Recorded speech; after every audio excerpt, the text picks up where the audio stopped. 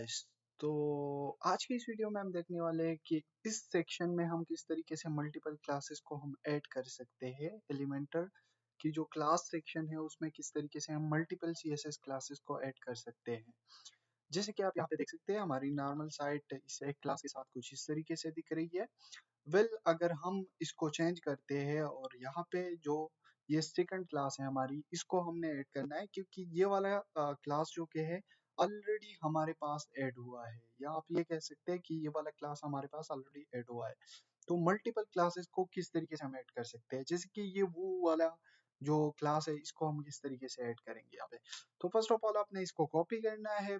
उसके बाद जो क्लास आपने लिखी है उसके बाद आपने एक्सप्रेस देना है एंड उसके बाद आपने इसको पेस्ट कर देना है।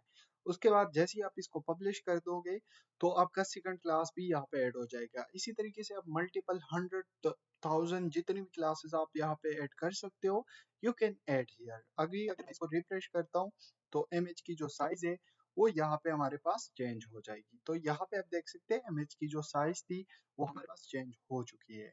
सो आई होप फ्रेंड्स कि आप सबको ये वीडियो पसंद आई होगी। अगर वीडियो जरा सी भी अच्छी लगी है तो वीडियो को जल्दी से लाइक कर दो। चैनल पे नहीं हो तो चैनल को लाजमी से सब्सक्राइब कर दो। Thanks for watching.